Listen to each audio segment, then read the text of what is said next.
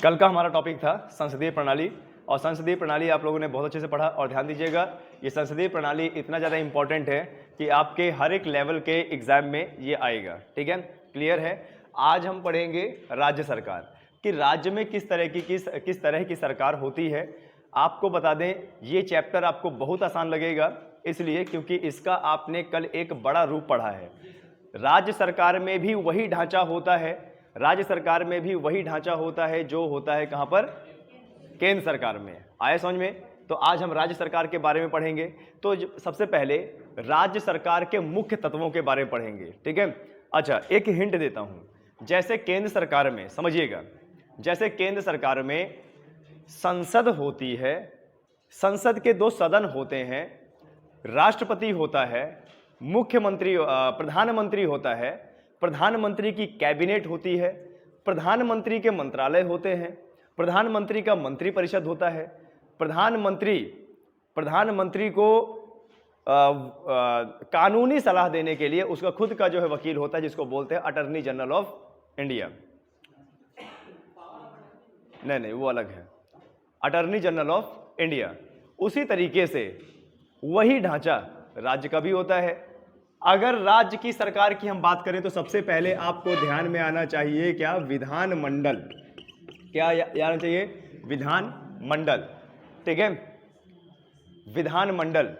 और ये जो विधानमंडल होता है, ये आप केंद्र की तुलना में बात करेंगे, अगर आप केंद्र की तुलना में बात करेंगे तो इसको क्या बोला जाता है?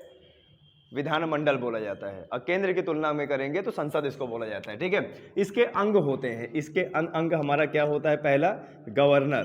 ठीक है, गवर्नर को हम क्या बोलते हैं? जैसे राज्यपाल। ठीक है, गवर्नर को क्या बोलते हैं? राज्यपाल। इसके बाद हमारा क्या होता है? विधानसभा। इसके बाद हमारा क्या होता है? विधानसभा।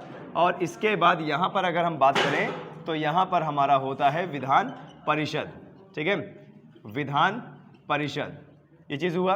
अब जरा देखिए, विधानमंडल के ये तीनों अंग होते हैं, कौन कौन सा? गवर्नर, गवर्नर क्या बोलते हैं? राज्यपाल। और विधानसभा और विधान परिषद। तो अगर इसी चीज की तुलना करें हम केंद्र से, तो केंद्र में क्या होता है? संसद। और संसद के 3 अंग, राष्ट्रपति, राज्यसभा और लोकसभा।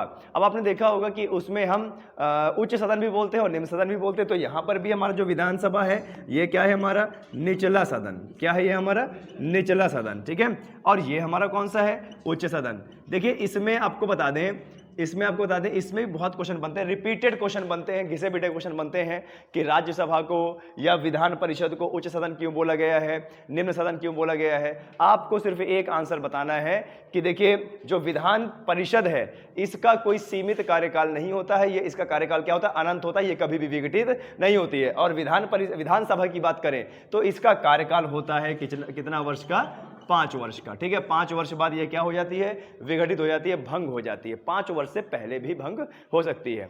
तो अगर हम राज्य सरकार का एक ढांचा देखें, राज्य सरकार का अगर एक ढांचा देखें तो राज्य सरकार का ढांचा क्या होता है? गवर्नर होता है, विधानसभा होता है और विधान परिषद होता है। ठीक है, या फिर हम एक यहां पर यह बोल सकते हैं कि जो राज्य सरकार होता है, राज्य सरकार में वहां की सरकार का जो मुखिया होता है वो कौन होता है? गवर्नर। गवर्नर के नीचे होता है कौन? सीएम। और सीएम की कैबिनेट, सीएम की क्या? कैबिनेट। और सीएम का मंत्रिपरिषद भी होता है। क्या होता है? मंत्रिपरिषद। और कल ही हमने देखा कि जिस तरीके से राज्य के लेवल में गवर्नर होता है, और गवर्नर के नीचे सीएम होता है, और सीएम के नीचे कैबिनेट होता है, कैबिनेट की एक मंत्रिपरिषद भी होती है।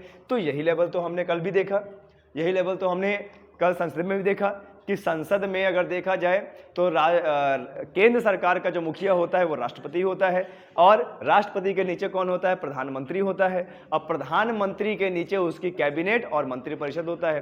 तो आखिरकार ये जो कैबिनेट है और ये मंत्रिपरिषद है, अगर केंद्र की बात करें तो ये इसका क्या काम है? इसकी पूरी कैबिनेट का काम है, मंत्रिपरिषद का काम है राष्ट्रपति को सलाह देना। तो वो तो केंद्र लेवल का हो गया। लेकिन अगर यहां की बात करें, ये तो राज्य की हम बात कर रहे हैं। हमारे देश में कितने राज्य? 28 राज्य। कितने केंद्र शासित प्रदेश? 8 केंद्र शासित प्रदेश। अब आप सबको रट गया है, कहीं से भी 7 और 9 नहीं आया। इसका मतलब हम पॉजिटिव दिशा में बढ़ रहे हैं, रट गया है। ठीक है, देखिए अब यहां पर क्या होता है, गवर्नर होता है।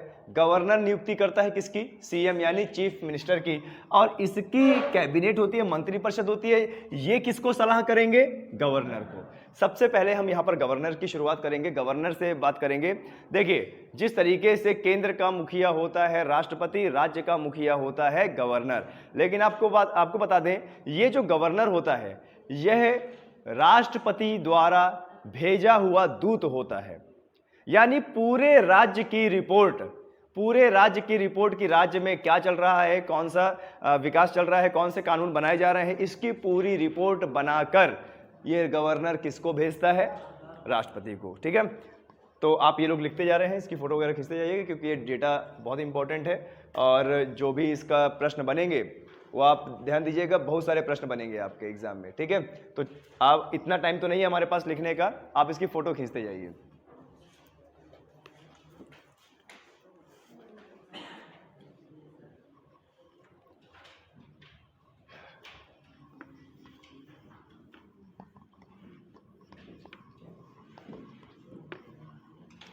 देखिए, जब भी हम बात करते हैं, ध्यान दीजिएगा, जब भी हम बात करते हैं राज्य सरकार का, तो राज्य सरकार का कुछ ढांचा इस तरीके से होता है कि राज्य सरकार में आपको देखने को मिलेगा क्या, गवर्नर। गवर्नर को क्या बोलते हैं, राज्यपाल। और दूसरे में आपको देखना को मिलेगा क्या, सीएम। सीएम का क्या होगा, मंत्री परिषद। क्या होगा, मंत्री परिषद। और एक और होता है राज्य का महाधिवक्ता। ठीक है, राज्य का महाधिवक्ता।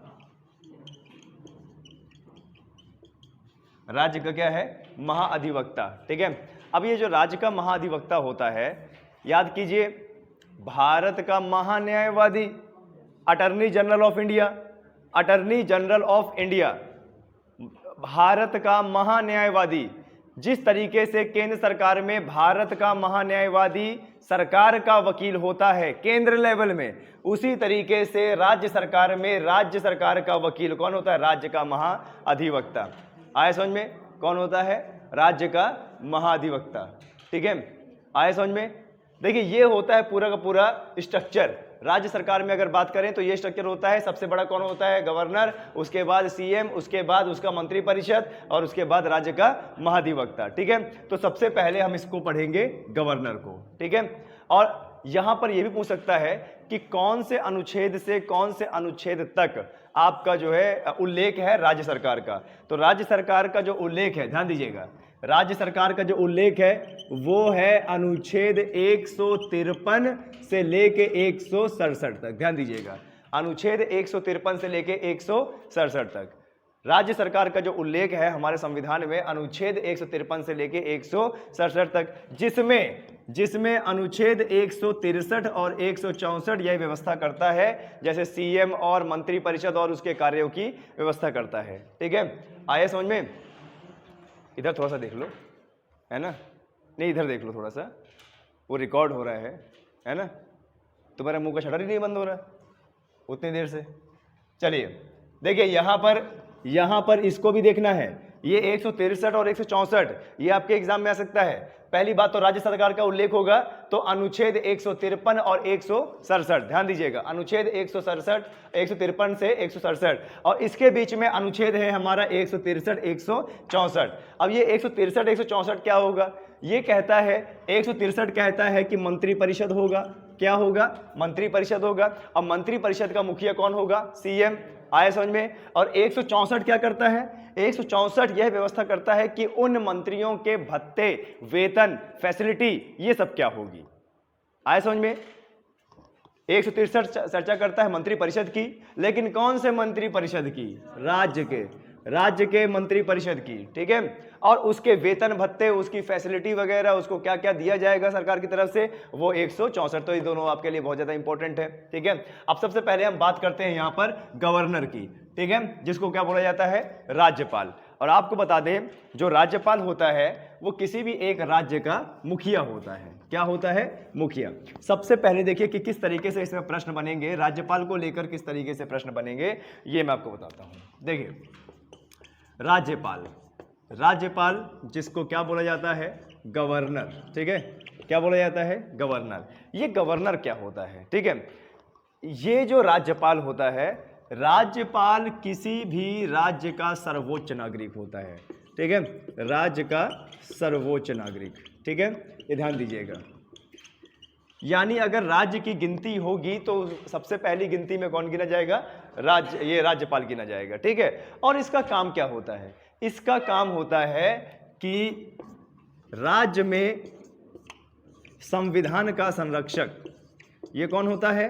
राज्य में संविधान का संरक्षक, ठीक है, कि संविधान व्यवस्था, संवैधानिक व्यवस्था, ठीक है, संवैधानिक व्यवस्था हमारे राज्य में चलती रहे, इसकी देख रेख करना, संरक्षण करना, ये किसका काम होता है? राज्यपाल। राज्यपाल को कौन भेजता है? राज्यपाल को भेजता है राष्ट्रपति, ठीक है, राष्ट्रपति। या फिर आप बोल सकते हो कि यह राष्ट्रपति का क्या होता है? एजेंट होता है। क्या होता है? एजेंट, ठीक है, राष्ट्रपति का एजेंट, कि किसी भी राज्य में कानून व्यवस्था बनी रहे, संवैधानिक व्यवस्था बनी रहे, इसलिए वह अपने एक एजेंट को भेजता है और उस एजेंट का नाम क्या है? राज्यपाल। आए समझ में? ध्यान दीजिएगा, ये इस राज्यपाल का कोई चुनाव नहीं होता है, ये बाकायदा नियुक्त किया जाता है किसके द्वारा? राष्ट्रपति के द्वारा, ठीक है, ये ध्यान दीजिएगा। राज्यपाल बाकायदा नियुक्त होता है किसके द्वारा? राष्ट्रपति के द्वारा। अब आपने देखा होगा कि हमारे जितने भी मंत्रीगण होते हैं या प्राइम मिनिस्टर या मुख्यमंत्री होते हैं, इनको किसी न किसी सभा का सदस्य होना जरूरी है। इनको किसी न किसी सदस्य सभा होना जरूरी है, सभा का सदस्य होना जरूरी है। जैसे आपने केंद्र लेवल में देखा होगा, केंद्र लेवल में कोई भी मंत्री बनेगा तो उसको या तो राज्यसभा या तो लोकसभा का सदस्य होना जरूरी है। गवर्नर की जहां हम बात करेंगे तो यह किसी भी सदन का सदस्य नहीं होना चाहिए, किसी भी सदन का सदस्य। अगर हम राज्यपाल की बात करेंगे तो राज्यपाल जो है वो किसी भी सदन का सदस्य नहीं होना चाहिए, पहली बात तो। अगर वह किसी भी सदन का सदस्य है या वो मेंबर ऑफ पार्लियामेंट है, सांसद जिसे बोलते हैं, राज्यसभा का सदस्य है या लोकसभा का सदस्य है, और अगर राष्ट्रपति चाहते हैं कि उस व्यक्ति को किसी भी राज्य का राज्यपाल बनाया जाए तो सबसे पहले उसको अपने सदस्यता का त्यागपत्र देना होगा, अपना इस्तीफा देना होगा। इस्तीफा देने के बाद एक वह नॉर्मल आदमी हो जाएगा और नॉर्मल आदमी होने के बाद राष्ट्रपति उसको किसी भी राज्य का राज्यपाल चुन सकता है। आए समझ में? क्लियर है? इसकी जो आयु होनी चाहिए वो कितनी होनी चाहिए? 35 वर्ष होनी चाहिए, और वह भारत का नागरिक होना चाहिए, ठीक है, भारत का नागरिक होना चाहिए, भारत का किसी भी कोने का नागरिक वह होना चाहिए। लेकिन यहाँ पर एक बात यह है कि जो राज्यपाल है, जिस राज्य में उसको नियुक्त किया जा रहा है उस राज्य का वह निवासी नहीं होना चाहिए। जैसे मान लीजिए आनंदीबेन पटेल हैं। अब आनंदीबेन पटेल हैं, आनंदीबेन पटेल हमारे उत्तर प्रदेश और मध्य प्रदेश की संयुक्त राज्यपाल हैं। अब आप ये बताइए, क्या आनंदीबेन पटेल उत्तर प्रदेश की है? क्या नहीं। कहाँ की है? गुजरात की। कहाँ की? गुजरात की। आए समझ में? क्लियर है? देखिए, आपको सबसे पहले एक ये लाइन में फिर से करना चाहूंगा रिपीट, कि राष्ट्रपति जहां पर भी किसी को भी गवर्नर नियुक्त करता है वह उस राज्य का नहीं होना चाहिए, क्योंकि अगर वह उस राज्य का होगा तो यहां पर राजनीतिक हितों की बात की जा सकती है, यहां पर राजनीतिक लाभ हो सकता है। और क्योंकि अक्सर ऐसा देखा गया है कि जो व्यक्ति जिस राज्य का है नहीं, अगर उसे वहां नियुक्त कर दिया जाए तो वहां पर संवैधानिक सुरक्षा बनी रहती है, और अगर जो व्यक्ति जहां का है वहीं उसको नियुक्त कर दिया जाए तो यहां पर थोड़ा सा राजनीतिक लाभ हो सकता है लोगों को। आप बोल सकते हो कि एक संविधान के प्रतिकूल लोग चल सकते हैं। इसीलिए इन्होंने यह व्यवस्था दिया है कि जिस व्यक्ति को हम किसी भी राज्य का अगर राज्यपाल नियुक्त करेंगे तो वह व्यक्ति वहां का नहीं होना चाहिए, दूसरी जगह का होना चाहिए, ठीक है। आए समझ में? और इनकी उम्र कितनी होनी चाहिए? 35 वर्ष, और इनका और क्या, भारत का नागरिक होना चाहिए, लाभ के पद में नहीं होना चाहिए, लाभ के पद। अच्छा, लाभ का पद का मतलब ये होता है, देखो ये भी एक ये भी एक हमारा संवैधानिक पद है, गवर्नर। तो गवर्नर का भी तो कुछ ना कुछ सैलरी बनेगा, गवर्नर को भी कुछ ना कुछ घर दिया जाएगा, भत्ते दिए जाएंगे, खर्च दिया जाएगा, ये चीज है। कहने का मतलब कि जिस व्यक्ति को राज्यपाल बनाया जा रहा है वो पहले से कोई सरकारी नौकरी में ना हो। और अगर वो सरकारी नौकरी में है तो उसको इस्तीफा देना पड़ेगा, और इस्तीफा देने के बाद फिर वह राज्यपाल बन सकता है। दूसरा है दिवालिया ना हो। क्या है? दिवालिया, दिवालिया ना हो। ठीक है। अच्छा, अगर प्रश्न पूछ ले कि राज्यपाल की नियुक्ति कौन करता है, तो राष्ट्रपति, और त्यागपत्र भी कौन देता है? ठीक है। ध्यान दीजिएगा, यहां पर यह प्रश्न पूछा जाता है कि जो राज्यपाल है वह किसकी दया पर नौकरी करता है? वह राष्ट्रपति के दया पर नौकरी करता है, या फिर आप बोल सकते हो राष्ट्रपति के प्रसाद पर्यंत। एक शब्द इस्तेमाल किया जाता है, राष्ट्रपति के प्रसाद पर्यंत, यानी जब तक राष्ट्रपति चाहेंगे तब तक वह वहां पर बन सकता है। अब जब तक राष्ट्रपति चाहेंगे इसका मतलब ये नहीं है कि जब तक उसका क्या बोलते हैं मृत्यु नहीं आती तब तक उसको नहीं, 5 साल तक उसका कार्यकाल कितना होता है? राज्यपाल का कार्यकाल कितना होता है? 5 वर्ष तक। और इस 5 वर्ष में 5 साल वह नौकरी करेगा या नहीं करेगा, यह किस पे निर्भर होता है? राष्ट्रपति पर। राष्ट्रपति जब चाहें उसे उसके पद से हटा सकते हैं। ये इसलिए बोला जाता है कि ये जो पद है वह राष्ट्रपति प्रसाद पर्यंत होता है। ठीक है, राष्ट्रपति की दया पर निर्भर होता है कि ये जो पद है या ये राज्यपाल है, ये आप बोल सकते हो कि रहेगा अपने पद में या नहीं रहेगा। आया समझ में? इस राज्यपाल के बारे में तो आप समझ गए कि यह राष्ट्रपति का एजेंट होता है, राज्य का सर्वोच्च नागरिक होता है, राज्य के संविधान का संरक्षक होता है, किसी भी सदन का सदस्य नहीं होता है, 35 वर्ष की आयु चाहिए, भारत का नागरिक हो, लाभ के पद में ना हो, ठीक है, और दिवालिया ना हो। ठीक है, लाभ के पद में ना हो और दिवालिया ना हो, इसकी नियुक्ति राष्ट्रपति करता है, त्यागपत्र ये अपने राष्ट्रपति को देता है। लेकिन यहाँ पर एक और व्यवस्था की गई है, और ये व्यवस्था क्या है कि वो जो राज्यपाल है वह उसी राज्य का निवासी या उसी राज्य से ताल्लुकात नहीं रखना चाहिए उसको। ठीक है, यही कारण होता है कि हमारे यहाँ पे गुजरात का है, गुजरात में तमिल का होगा, महाराष्ट्र में बिहार का होगा, ऐसे व्यक्तियों को राज्यपाल नियुक्त किया जाता है। ठीक है, अब सबसे बड़ी बात होती है कि इसका कार्य क्या होता है। ठीक है, इसका कार्य होता है कि किसी भी राज्य की पूरी रिपोर्ट बनाकर राष्ट्रपति को सौंपना कि हमारे राज्य में क्या चल रहा है, क्या नहीं चल रहा है। ठीक है, फिर इसके बाद देखिए इसके कई सारे काम होते हैं। जैसे आपने देखा होगा कि किसी भी राज्य का जो सर्वोच्च नागरिक होता है वो कौन होता है? राज्यपाल। जब भी विधानसभा या विधान परिषद के चुनाव होते हैं तो जो वहाँ का सीएम होता है, चीफ मिनिस्टर होता है। अभी जैसे विधानसभा के चुनाव हुए हैं तो विधानसभा के चुनाव में सीएम बने हैं माननीय हमारे योगी आदित्यनाथ जी, यही बने हैं ना? ओके, वो भी जो भी उनका नाम हो।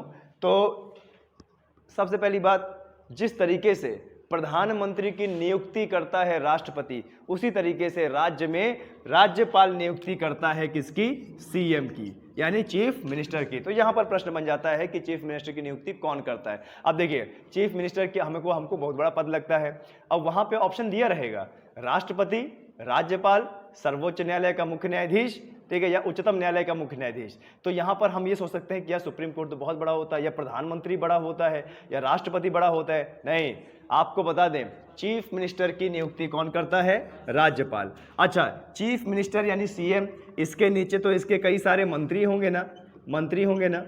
आया समझ में? इन मंत्रियों की नियुक्ति भी राज्यपाल करता है, लेकिन सीएम की सिफारिश पर। ठीक है, ध्यान दीजिएगा, यहां पर प्रश्न पूछा जा सकता है कि राज्य के मंत्रियों की नियुक्ति किसकी सिफारिश पर की जाती है? तो चीफ मिनिस्टर मतलब मुख्यमंत्री की सलाह पर। ध्यान दीजिएगा, मुख्यमंत्री की सलाह पर अन्य मंत्रियों की नियुक्ति होती है, लेकिन वो नियुक्ति तब भी कौन कर रहा है? राज्यपाल ही कर रहा है। आए समझ में? क्लियर है? जिस तरीके से राष्ट्रपति पूरे भारत में संवैधानिक सुरक्षा बनाए रखते हैं, उसी तरीके से राज्य में राज्यपाल पूरी संवैधानिक सुरक्षा बनाए रखते हैं। ठीक है, राज्य में कभी भी कोई सीएम अगर कोई कानून पारित कर रहा है और वो कानून अगर गवर्नर के पास भेजा गया है, अगर गवर्नर के उसमें हस्ताक्षर और मोहर लग जाते हैं तो वह क्या बन जाता है? अधिनियम बन जाता है, उस राज्य का कानून बन जाता है। देखिए, हमारे देश में कानून बनाने की शक्ति 2 लोगों को है, या तो राज्य को, या तो केंद्र को, और या तो दोनों को। इसी तरीके से कानून बनाने के विषयों को 3 कैटेगरी में बांटा गया है, केंद्र सूची और राज्य सूची और समवर्ती सूची। केंद्र सूची में जितने विषय आते हैं उसमें कानून बनाने का अधिकार केंद्र सरकार को है, राज्य सूची में जितने कानून आते हैं उसको राज्य, और समवर्ती सूची में मतलब दोनों कानून बना सकते हैं। आए समझ में? क्लियर है? राज्यपाल का एक और काम होता है, राज्यपाल जब किसी भी राज्य में संविधान विफल हो गया हो, यानी वहां की जो राज्य सरकार है या वहां के लोग हैं कानून के हिसाब से काम नहीं कर रहे हैं, संविधान विफल हो गया हो, तो राज्यपाल राष्ट्रपति से आपातकाल लगाने की घोषणा नहीं, अपील करता है, ठीक है, सिफारिश करता है। अगर मान लीजिए कि हमारे आनंदीबेन पटेल हैं और आनंदीबेन पटेल को लग रहा है कि उत्तर प्रदेश में अभी हालात ऐसे नहीं हैं कि सही से यहाँ पे चलाया जा सके और यहाँ पे दंगे फसाद हो रहे हैं और सशस्त्र विद्रोह हो रहा है, या फिर आप बोल सकते हो कि यहाँ पर अब संविधान विफल हो गया है, तो वह पूरी रिपोर्ट बनाकर राष्ट्रपति से ये कह सकते हैं कि यहाँ पर आपातकाल जैसी स्थिति आई है, कृपया उत्तर प्रदेश में आपातकाल लगाया जाए। ठीक है, तो देखिए आपको बता दें कि राष्ट्रपति के जो कानून होते हैं उनका संचरण यानी उनका विस्तार करता है राज्यपाल।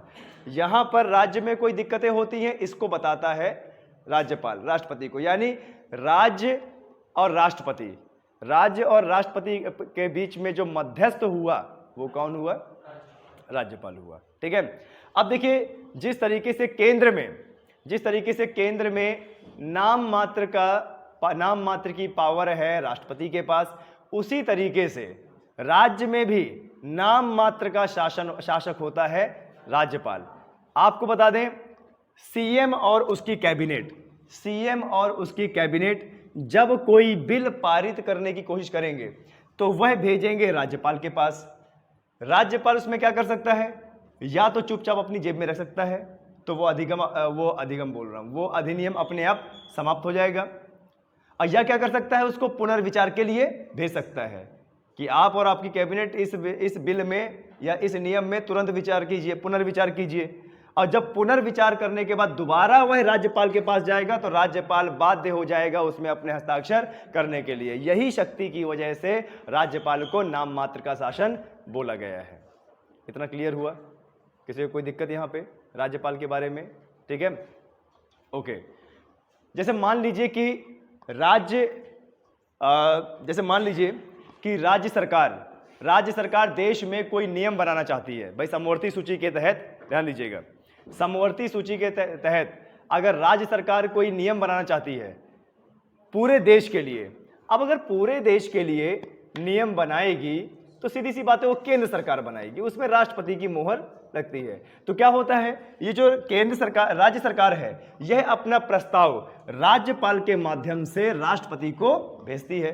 राष्ट्रपति यहां पर 2 चीजें कर सकते हैं, या तो उस विधेयक को अपनी जेब में रख लें, पॉकेट वीटो जिसे बोलते हैं, या फिर उस विधेयक को राज्य को पुनर्विचार के लिए भेज दे। और राज्य अगर पुनर्विचार के बाद दोबारा भेजता है तो यहां पर राष्ट्रपति बाध्य नहीं है उसको स्वीकार करने के लिए। अब यहां पर सोचने वाली बात है कि राज्य भेज रहा है प्रस्ताव और राज्य का प्रस्ताव मानने के लिए राष्ट्रपति बाध्य नहीं है। वह किसके लिए बाध्य है?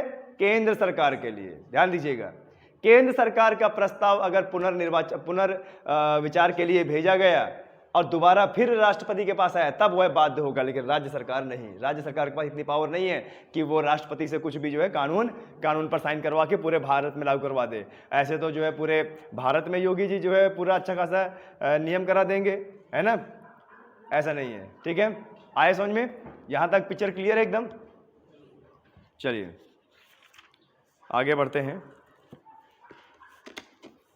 जैसे अगर राज्यपाल की शर्तों की मैं बात करूं तो राज्यपाल की शर्तों के लिए क्या जरूरी है कि वह 35 वर्ष का आयु होना चाहिए, भारत का नागरिक होना चाहिए, दिवालिया या पागल नहीं होना चाहिए, लाभ के पद में नहीं होना चाहिए, और वह उसी राज्य का नहीं होना चाहिए, और किसी भी सदन का सदस्य नहीं होना चाहिए। ठीक है, आया समझ में? अगर किसी सदन का सदस्य है तो उसको अपना इस्तीफा देना पड़ेगा, ठीक है?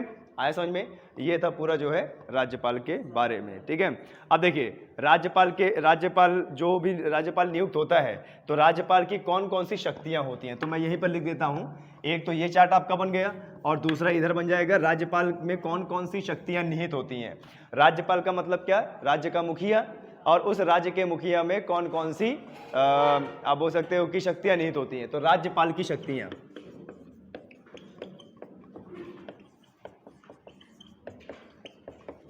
जी बताएं, किसी को कोई डाउट है यहां तक? दिवालिया, अब दिवालिया का मतलब जैसे मान लीजिए तुम आए क्लास में, अब तुम हमसे बोल रहे हो सर खाने को मंगाओ, दारू मंगाओ, ठीक है, यहाँ पे हमारे मनोरंजन की व्यवस्था की जाए, ठीक है, और यहाँ पर तुम उठे और किसी को भी जड़ दिया एक अच्छे से, ठीक है, कभी यहाँ बैठ रहे हो कभी वहाँ बैठ रहे हो, तो आपकी ऐसी हरकतें देख के आपको कोई क्या बोलेगा? ये तो पागल है, दिमाग खराब है क्या? सनराइज करियर अकेडमी में पढ़ने आया कि जो है यहाँ पर दारू वारू पीने आया या मुर्गा खाने आया? अब तुम हमसे ऐसी डिमांड करो और तुम किसी के भी मार दो तो हम क्या समझेंगे? तो पागल है, ठीक है? जा पहले अपनी मानसिक स्थिति ठीक करके आ, उसके बाद पढ़, है ना? तो यही सब चीजें, इसी को बोलते हैं क्या? दिवालिया। मतलब एक पद के लिए उसकी जो बुद्धि है, जो मानसिक स्थिति है वो ठीक होनी चाहिए, है ना? क्यों? क्योंकि इतना बड़ा जो मुखिया होता है राज्य का, तो इतना आसान नहीं होता है राज्य को चलाना, ठीक है? आपने देखा होगा जो है क्या बोलते हैं मूवी में, पागल खाने के जो पागल होते हैं, देखा होगा किसी को भी मार के चले जाएंगे। तो भाई एक वीडियो था फेसबुक में, मैंने देखा, पागल खाने में एक व्यक्ति बैठा हुआ था, शायद वेटिंग रूम में। सभी को पता है वेटिंग रूम क्या है? वेटिंग रूम में बैठा हुआ था, पागल खाने में, वेटिंग रूम में। एक पागल आया और पीछे से जड़ दिया उसके यहाँ पे। वो बेचारा कर भी कुछ नहीं सकता, क्या करे? पागल खाने में बैठा है। पागल खाने में व्यक्ति ऑलरेडी पागल है, वो मार भी देगा तो आप मतलब चाह कर भी उसे नहीं मार पाओगे। क्या मार पाओगे? क्योंकि मानसिकता तो यही कहेगी पागल यार, मार दिया कोई बात नहीं, है ना? ये चीज़ है ना? जैसे आपको बता दें, अक्सर ऐसा होता है, मैं दिल्ली में काफ़ी साल रहा हूँ, तो अक्सर ऐसा होता है, वहाँ पर डीटीसी की बसें चलती हैं, तो वहाँ पर अंधाधुंध भीड़ होती है बसों में। आपको बता दें, अंधाधुंध भीड़, ठीक है? अब अंधाधुंध भीड़ इसलिए होती है क्योंकि वहाँ पे जनसंख्या बहुत ज़्यादा है, और वहाँ पे जो भी 18 साल 20 साल के लड़के लड़की हो जाते हैं तो वो तुरंत जॉब करना स्टार्ट कर देते हैं, ठीक है? अब जैसे मान लो बस में जा रहे हैं, ठीक है, अब बस में जाने के बाद मान लो कि वो घर से पूरा जो है गुस्से में आया है और चढ़ने के मध्य में दे दिया किसी के ऐसे, और फिर पता क्या बोलेगा? अरे सॉरी भाई, पीछे से धक्का आ रहा है, बस हो गया, उसकी तो खुन्नस हो गई ना इस चीज़ से, और उसको लग भी गया। मैं बता रहा हूँ, ऐसी कंडीशन में हमने ये भी देखा है कि एक ने बढ़िया तरीके से जड़ा है और उसके बाद सॉरी बोल दिया, और सॉरी बोलने के बाद सामने वाला कुछ कर भी नहीं सकता, है ना? क्योंकि सॉरी तो बोल ही दी है ना उसने, माफ़ी तो मांगी ली है ना। जनता ही बोलेगी अरे क्या यार, माफ़ी तो मांगी ली है ना, क्या बोलना, हटाओ। पर जो स्वाद उसको मिला है चलिए आगे बात करते हैं। तो राज्यपाल की देखो शक्तियां क्या होती हैं? 4 प्रकार की शक्तियां होती हैं। देखिए 4 प्रकार की कार्यकारी शक्ति, ठीक है, ध्यान दीजिएगा। कार्यकारी शक्ति होती है, ठीक है, विधायिका शक्ति होती है, ठीक है, न्यायिक शक्ति होती है, और एक और है आपकी वित्तीय शक्ति होती है। वित्तीय शक्ति होती है, ठीक है, ये ध्यान दीजिएगा। तो हमारे जो राज्यपाल होते हैं, किसी भी राज्य के राज्यपाल होते हैं, उनके पास 4 प्रकार की शक्ति होती है। कौन कौन सी? कार्यकारी शक्ति, विधायिका शक्ति, न्यायिक शक्ति और वित्तीय शक्ति। वित्तीय थोड़ा गलत हो गया, ठीक है, कोई बात नहीं, मैं वित्तीय तो बोल तो रहा हूं ना, ठीक है, कोई दिक्कत की बात नहीं है। और आपको एक चीज बता दे, राज्य सरकार में राज्य सीएम जो भी काम करवाता है, वो स्कीम, वो कानून सब राज्यपाल के नाम पर पारित होते हैं। जिस तरीके से केंद्र सरकार में जितनी भी स्कीमें, जितना भी विकास, जितने भी अधिनियम, जितने भी कानून किसके नाम पे होते हैं? राष्ट्रपति के नाम पर। उसी तरीके से राज्यपाल के नाम पे होते हैं राज्य में। और आपको बता दें, जिस तरीके से प्रेसिडेंट यानी राष्ट्रपति केंद्र लेवल में अपने लिए गए कोई भी डिसीजन के लिए उत्तरदायी नहीं होते, उसी तरीके से राज्य में भी ये जो राज्यपाल होता है अपने लिए गए किसी डिसीजन के लिए यहां के लोगों के लिए उत्तरदायी नहीं है। इस पे कोई केस नहीं लगाया जा सकता। क्यों? क्योंकि देखिए राज्यपाल की सिर्फ लगती है मोहर, बाकी उसके पीछे कौन काम कर रहा होता है, सीएम प्लस उसकी क्या, कैबिनेट। ठीक है, यानी राज्यपाल तो सिर्फ नाम मात्र का शासक है, वो तो सिर्फ मोहर लगा सकता है, और उसको प्रस्ताव किसने दिया, सीएम प्लस कैबिनेट ने। एक बार प्रस्ताव को पुनर्विचार के लिए भेज दिया, दूसरी बार में बाध्य है, इसीलिए इस पर कोई केस न्यायोचित नहीं है। गवर्नर ने कोई भी डिसीजन लिया उसके ऊपर कोई केस नहीं हो सकता है। ठीक है, यहां पर प्रश्न बनता है कि केंद्र लेवल में भी राज्य में, कि इसमें से किस पर न्यायालय में चुनौती नहीं दी जा सकती है। तो अगर वो राज्य लेवल का है तो गवर्नर, और केंद्र लेवल का है तो, अच्छा मान लीजिए कि अगर राज्यपाल से कोई असंवैधानिक कार्य हो चुका है जो नहीं होना चाहिए था, तो उसको सजा तो मिलेगी, लेकिन उसका गवर्नर पद छीनने के बाद उनको 14 दिन का नोटिस दिया जाएगा। 14 दिन में उनका जो स्थान है वो रिक्त किया जाएगा, अब वो नॉर्मल आदमी हो जाएंगे, उनके बाद उनको सजा दी जा सकती है। वो जब तक अपने पद में है तब तक उनको सजा नहीं दी जा सकती। सेम चीज होता है किसके लिए, राष्ट्रपति के लिए। ठीक है, आया समझ में?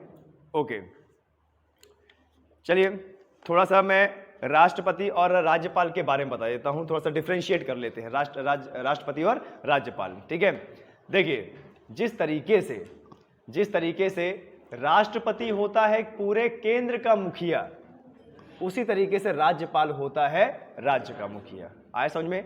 जिस तरीके से राष्ट्रपति होता है पूरे देश का प्रथम नागरिक, उसी तरीके से राज्यपाल होता है राज्य का प्रथम नागरिक। ठीक है, राष्ट्रपति के पास भी यही शक्तियां होती हैं, राज्यपाल के पास भी यही शक्तियां होती हैं, लेकिन ये तो राज्य लेवल में है और वो केंद्र लेवल में है। जिस तरीके से राष्ट्रपति आपातकाल की घोषणा कर सकते हैं, राज्यपाल आपातकाल की घोषणा नहीं कर सकते, वो सिर्फ उसका प्रस्ताव दे सकते हैं। किसको? राष्ट्रपति को। जिस तरीके से राष्ट्रपति केंद्र लेवल के बड़े बड़े अधिकारियों को नियुक्त करते हैं और त्यागपत्र भी लेते हैं, उसी तरीके से राज्य लेवल की जो बड़ी बड़ी नौकरियां होती हैं, राज्य लेवल की, जैसे PCS, UP PCS, UP PCL का कोई अधिकारी, उत्तर प्रदेश पुलिस का कोई अधिकारी, इन सब की बड़ी बड़ी नियुक्ति मंत्रियों की, सांसदों की, ये एमएलए एमएलसी, इन सब की नियुक्ति कौन करता है? राज्यपाल करता है। ठीक है, त्यागपत्र भी किसको देना पड़ता है? राज्यपाल को। ठीक है, आए समझ में? जिस तरीके से पूरे भारत में केंद्र सरकार कोई भी स्कीम, विकास, नियम, कानून निकालेगी राष्ट्रपति के नाम से, उसी तरीके से राज्य में होता है राज्यपाल के नाम से। आए समझ में? संवैधानिक मुखिया होता है राज्य का राज्यपाल, और केंद्र का। आए समझ में? क्लियर है? कोई दिक्कत? चलिए, जिस तरीके से राष्ट्रपति कोई भी विधेयक अगर राष्ट्रपति के पास आएगा, तो वह क्या कर सकता है? उसको अपनी जेब में रख सकता है और उसमें कुछ नहीं बोल सकता। नतीजा वो जो विधेयक है वो अपने आप समाप्त हो जाएगा। दूसरी कंडीशन, कोई विधेयक आए तो उसको पुनर्विचार के लिए भेज सकता है वापस, और अगर पुनर्विचार के बाद दोबारा आ गया तो राष्ट्रपति बाध्य हो जाएगा उसमें अपनी साइन करने के लिए। सेम केस राज्य में भी है। सीएम और उसकी कैबिनेट अगर कोई प्रस्ताव भेजती है राज्यपाल के पास, तो उसके पास पावर है कि अपनी जेब में उसको रख ले चुपचाप से और कुछ ना बोले, तो वो विधेयक अपने आप समाप्त हो जाएगा। दूसरा, पुनर्विचार के लिए भेज दे, और पुनर्विचार के बाद अगर कैबिनेट ने उसमें कोई बदलाव नहीं भी किया है और फिर दोबारा भेज दिया, तब भी राज्यपाल क्या है? बाध्य है। ठीक है, आए समझ में? यहां तक किसी को कोई दिक्कत? ओके, चलिए अब सीधे हम थोड़ा सा अनुच्छेद की बात कर लेते हैं कि कौन कौन से अनुच्छेद में क्या क्या वर्णित है। ठीक है, थोड़ा सा अनुच्छेद भी पूछ लिया करता है। क्या इसको मिटा सकता हूं मैं?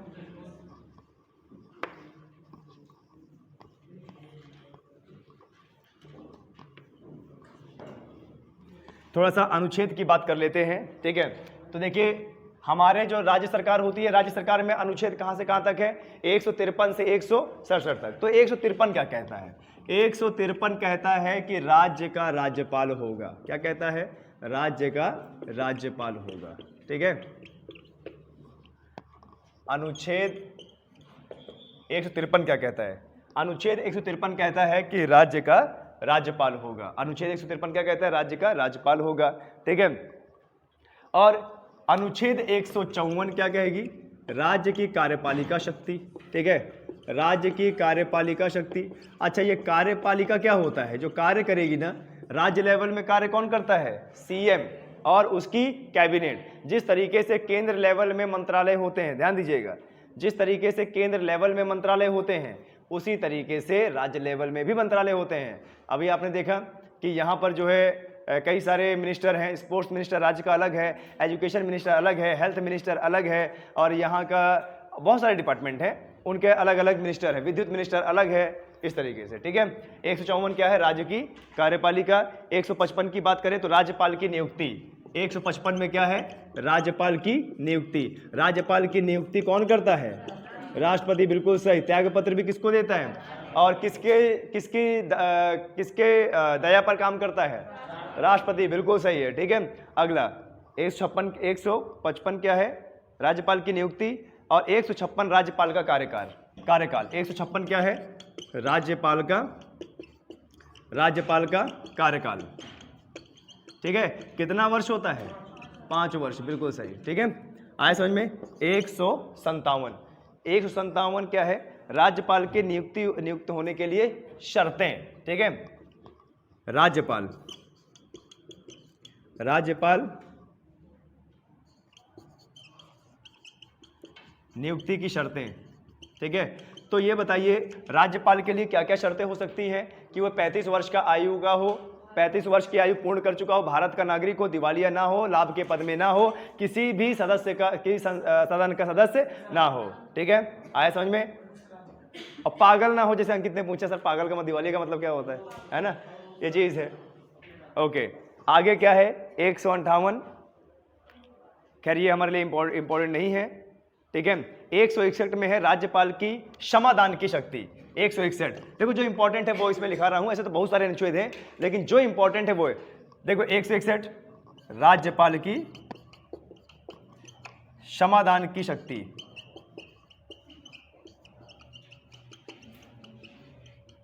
ठीक है।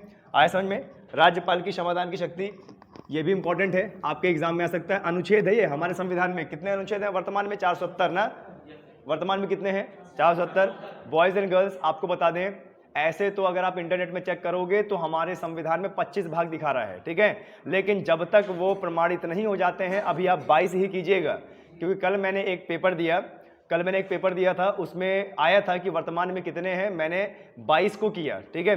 22 को किया तो 22 सही बताया, और उसमें लिखा भी हुआ था कि अभी 25 प्रमाणित नहीं है, तो इसलिए हम 25 को नहीं कर रहे हैं। ठीक है। ध्यान दीजिए, 22 ही कीजिएगा, अभी 22 ही हैं। अगला लिखिए,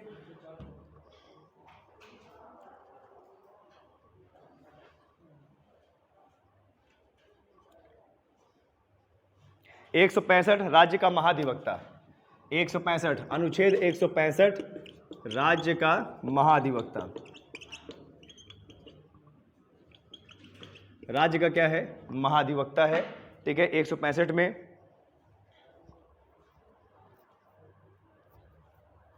163 कर लीजिए, ऊपर ही इसके 163। ठीक है। मंत्री परिषद क्या देगा? सलाह देगा। ठीक है। मंत्री परिषद सलाह देगा। किसको सलाह देगा भाई? राज्यपाल को, क्योंकि राज्य की बात हो रही है ना। अगला लिखिए,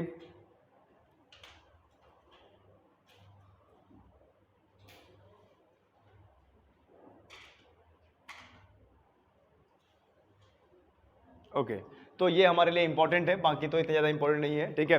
ऐसे तो बहुत सारे अनुच्छेद हैं। तो ये था पूरा आपका राज्यपाल के बारे में। ठीक है। आए समझ में? कोई दिक्कत किसी को?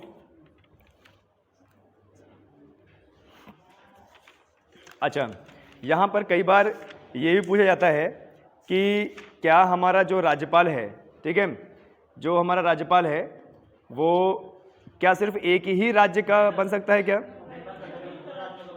2 राज्यों का भी बन सकता है ना। ठीक है।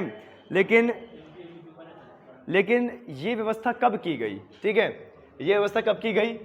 देखिए आपको बता दें, हमारा जो राज्यपाल है वो जरूरी नहीं है कि एक राज्य का ही राज्यपाल बना रहे। वह 2 साल बोल रहा हूं, 2 या 2 से अधिक राज्यों का एक राज्यपाल हो सकता है। लेकिन हमारे संविधान में यह व्यवस्था कब की गई? लिखिए 7वें संविधान संशोधन। लिखिए 7वें, ठीक है, संविधान संशोधन 7वें संविधान संशोधन 1956 में यह व्यवस्था किया गया। ठीक है, कब किया गया? 7वें संविधान संशोधन 1956। ठीक है, तो इसमें क्या व्यवस्था दी गई कि ये जो हमारा राज्यपाल है 2 या 2 से अधिक, 2 या 2 से अधिक, ठीक है, ये थोड़ा सा इंपॉर्टेंट हो सकता है, 2 या 2 से अधिक राज्यों का राज्यपाल बन सकता है। क्लियर है? यहां पर कोई दिक्कत किसी को? संविधान के 7वें संशोधन 1956 यह व्यवस्था करता है कि राज्यपाल 2 या 2 से अधिक राज्यों का राज्यपाल बन सकता है। ठीक है, यहां तक आपका जो है राज्यपाल समाप्त हुआ। इसमें जितने भी प्रश्न बनेंगे सब इसी वीडियो से, और जो आज आपने पढ़ लिया यहीं से बनेंगे अगर राज्यपाल का बनेगा तो। वर्तमान के हमारे राज्यपाल कौन है? आनंदीबेन पटेल। क्यों? बन सकता है, लेकिन हमारे यहाँ पे जनसंख्या ज्यादा है तो हम बना देते हैं। ठीक है, बन सकता है, संभाल नहीं पाते हैं ना, बन सकता है बिल्कुल। यहाँ पे कोई लिमिट नहीं दी गई है, यहाँ पे कोई लिमिट नहीं दी गई है। लेकिन आपको बताते हैं जिस तरीके से हमारे राज्य बढ़ रहे हैं तो राज्यपाल की भी संख्या है, इसलिए क्योंकि हमारे देश में बहुत सारे ऐसे अनुभवी लोग हैं, राजनीतिक लोग हैं जो ऑन द स्पॉट अवेलेबल रहते हैं राज्यपाल बनाने के लिए। ठीक है, ओके, बंद कर दीजिए। क्या बोल रहे हैं आप?